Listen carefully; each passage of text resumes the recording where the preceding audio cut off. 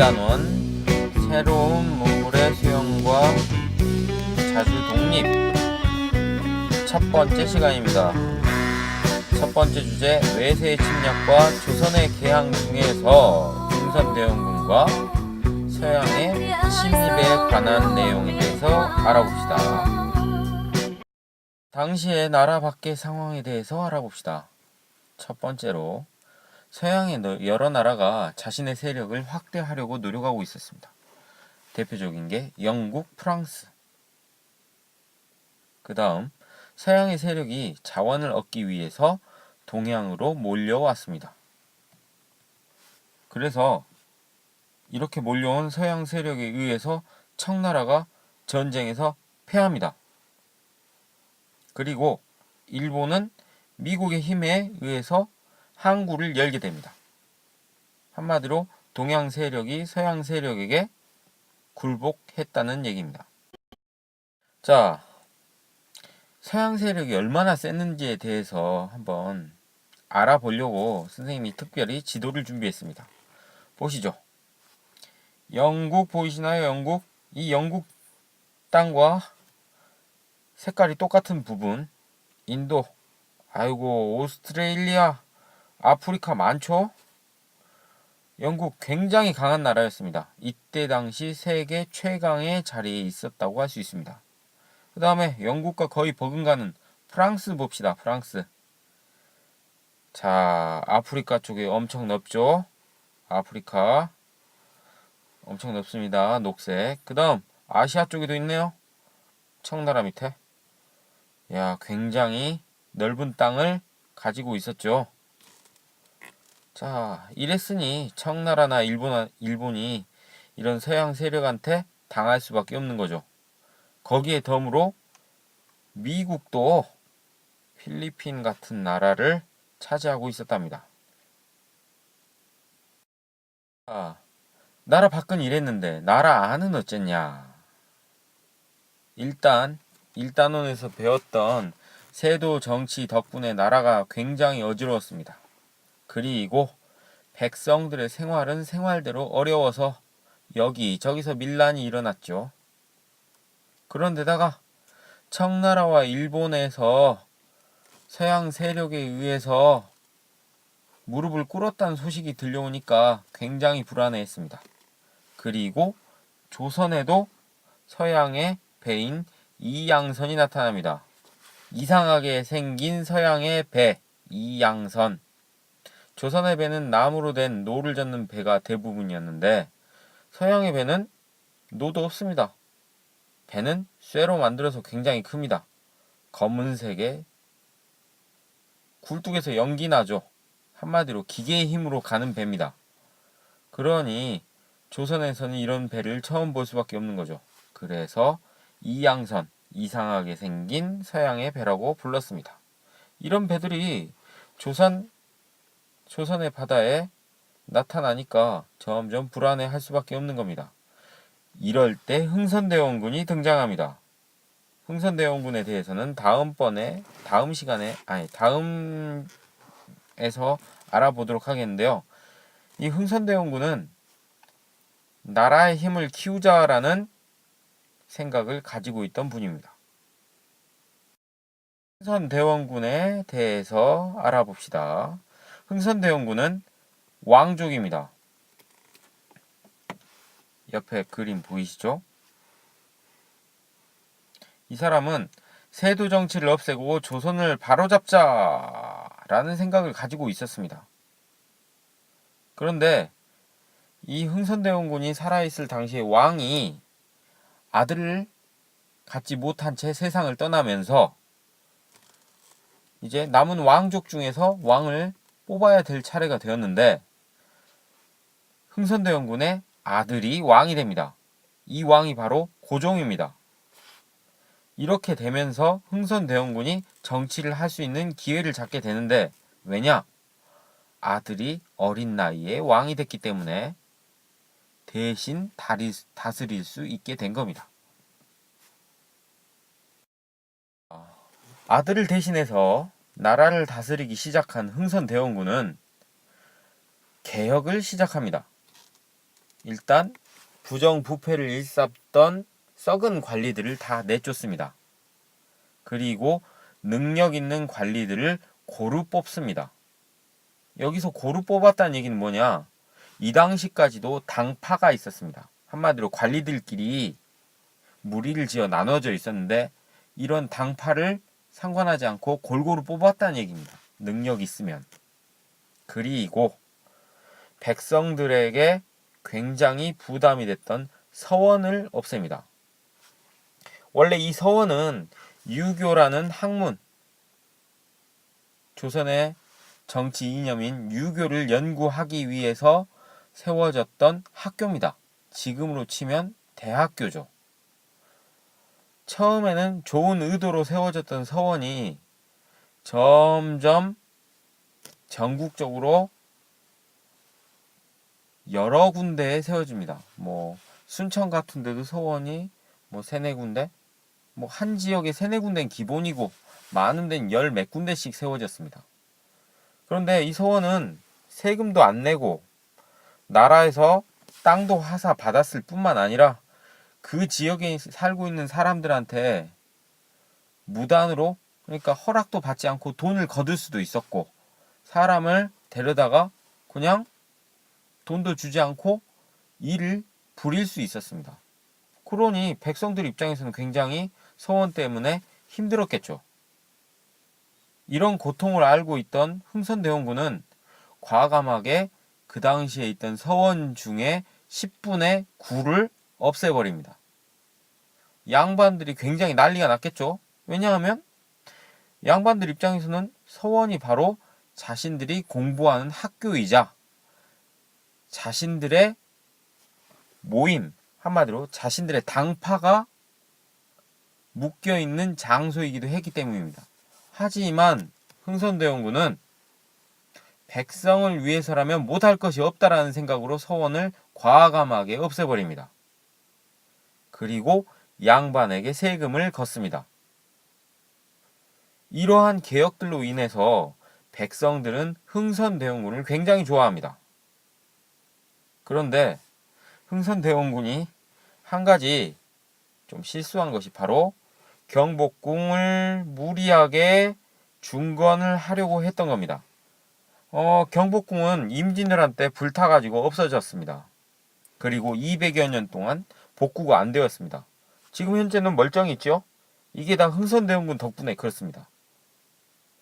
예, 흥선대원군이 이 당시에 경복궁을 복구하려고 했던 이유는 왕의 힘이 강하다는 것을 보여주기 위해서 중건을, 그러니까 복구를 했습니다.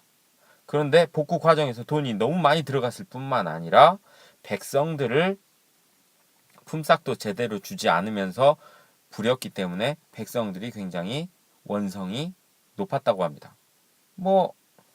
하지만 이런 무리한 경복궁 중건을 제외한다면 흥선대원군의 개혁은 백성들에게 큰 호응을 얻었다는 것을 알 수가 있습니다.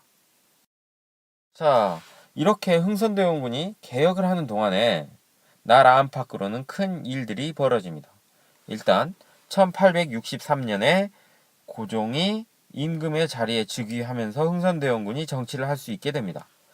그런데 3년 후에 프랑스 선교사를 처형하는 사건이 벌어집니다. 물론 이것도 흥선대원군이 명령한 거긴 합니다만 그 당시에 천주교에 대해서 조선에서는 못 믿게 했기 때문에 벌어진 일입니다. 그리고 같은 해에 미국 상선인 제너럴 셔머너 사건이 벌어지고요. 그리고 같은 해에 이 프랑스 선교사 문제 때문에 병인 양요. 그 다음 2년 후에는 남현군의 묘, 남현군은 흥선대원군 아버지입니다. 근데 이 남현군의 묘를 독일 사람이 독을 하려다가 실패한 사건이 벌어집니다. 그리고 1871년엔 신미양요가 일어납니다.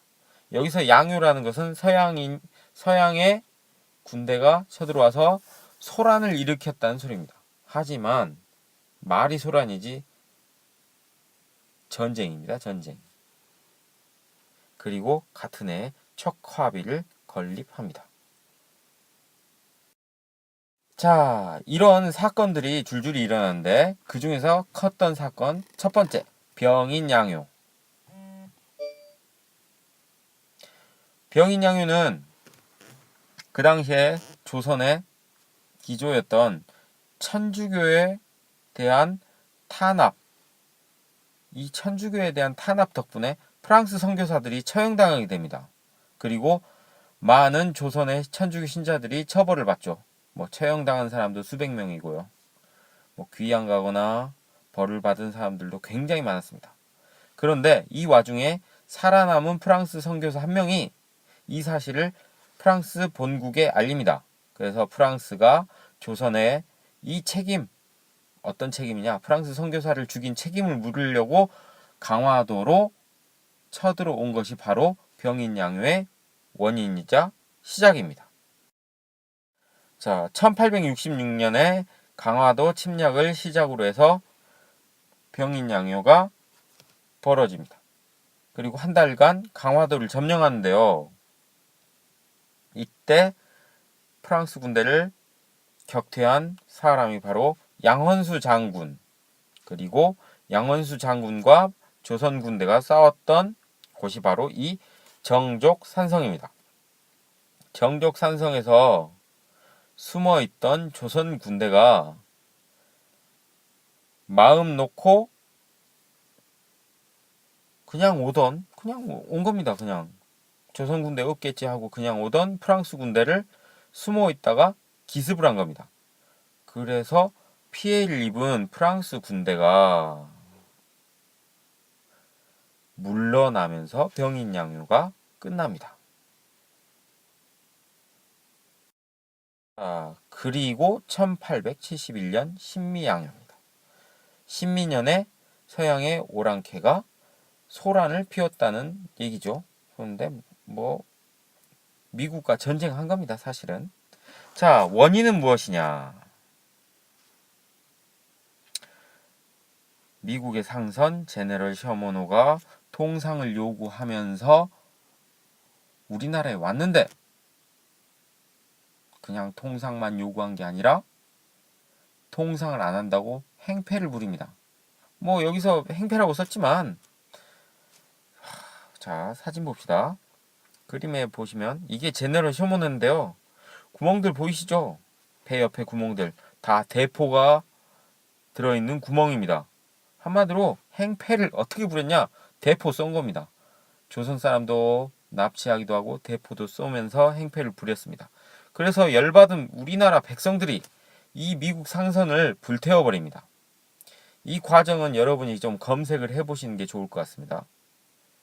자, 이렇게 불태운 사실을 늦게서야 알게 된 미국 함대가 강화도로 출동해서 전쟁이 시작됐는데 이게 바로 신미양요입니다.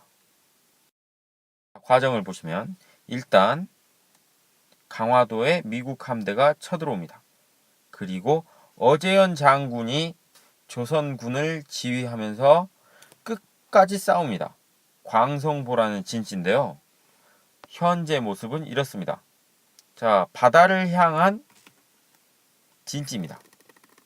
저 바다에는 미국 함대가 있었을 것이고 미국 함대가 쏜 대포가 이 광성보를 뒤덮었을 겁니다.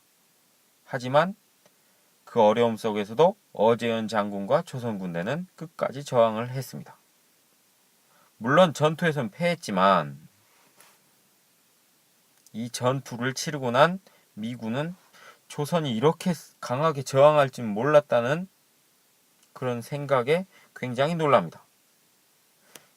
그런데다가 계속 미국이 전투에선 이기는데 조선은 계속 강력하게 저항을 하니까 미국 입장에서는 이건 협상이 안 되겠는데 하면서 협상을 포기하고 자신들이 스스로 물러나게 됩니다. 이러면서 신미양요가 끝납니다. 자, 이 사진은 어제연 장군이 쓰던 깃발을 미군이 빼앗아서 배에다가 걸어놓은 사진입니다. 그런데 이 사진을 왜 보여주냐? 이 깃발이 얼마 전에 우리나라에 돌아왔다는 신문 기사를 선생님이 봤습니다. 그래서 한번 보여주는 겁니다.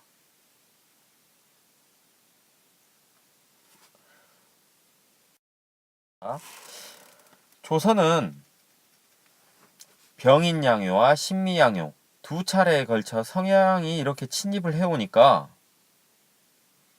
서양에 대해서 굉장히 경계심을 높이게 됩니다. 그리고 그 당시 조선의 최고 권력자였던 흥선대원군, 왕을 대신해서 정치를 했죠.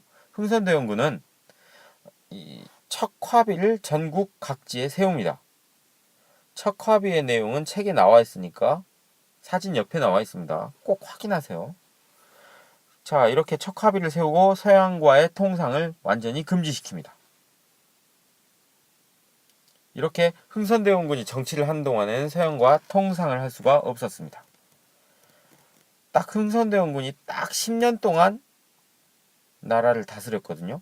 그리고 나서 자신의 아들인 고종이 성인이 되어서 직접 정치를 할 수 있게 되니까 흥선대원군은 물러났습니다. 그리고 그 이후로는 외국과 통상을 하는 것이 필요할 것 같다라는 주장들이 늘어나게 됩니다. 여기까지가 오늘 배운 내용입니다. 다시 한번 정리해 봅시다. 첫 번째로 서양 세력이 동양으로 몰려와서 청나라와 일본이 서양 세력에게 굴복하게 됩니다. 조선은 세도 정치 때문에 나라가 어지러웠고 이양선의 등장으로 인해서 백성들이 굉장히 불안해하게 됩니다. 이때 흥선대원군이 등장해서 조선을 바로잡기 위한 개혁 정치를 합니다. 부패한 관리를 몰아내고 유능한 인재를 선발했고 백성에게 부담을 주었던 서원을 철폐하고 서원을 철폐한데 전체의 10분의 9 정도 철폐했습니다. 그리고 양반에게 세금을 거두었습니다. 개혁을 하는 동안에 프랑스 선교사를 처형하는 사건이 일어나고 이 사건을 이유로 해서 프랑스 함대가 침입을 하는데 이것이 바로 병인양요입니다. 이때 양원수 장군과 조선군이 프랑스 군대를 물리칩니다. 그리고 미국 상선에 관한 사건이 문제가 되어서 미국 함대가 강화도로 쳐들어오는데 이것이 바로 신미양요입니다. 어제연 장군과 조선 군대가 끝까지 저항했지만 전투에선 졌습니다. 그런데 조선 군대가 이렇게 강력하게 저항할 줄은 몰랐다라는 미국의 판단에 의해서 미국이 스스로 함대를 이끌고 물러납니다. 이러면서 신미양요가 끝나죠. 자, 흥선대원군은 이 두 차례의 전쟁을 거치면서 척화비를 세우고 서양과의 통상을 금지하는 정책을 실시하게 됩니다. 오늘은 여기까지 배웠습니다. 자, 여기까지 보느라 수고하셨습니다. 사회책과 사회과 탐구는 이 범위입니다. 자, 꼭 책을 확인하시기 바라겠고요. 사회과 탐구 39쪽은 빈 칸을 꼭 풀어오시기 바랍니다. 그리고 중요한 단어 표시하시고 모르는 건 질문을 적어주시기 바랍니다.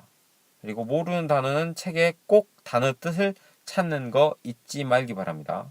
이젠 검사합니다. 오늘 듣느라 수고하셨습니다.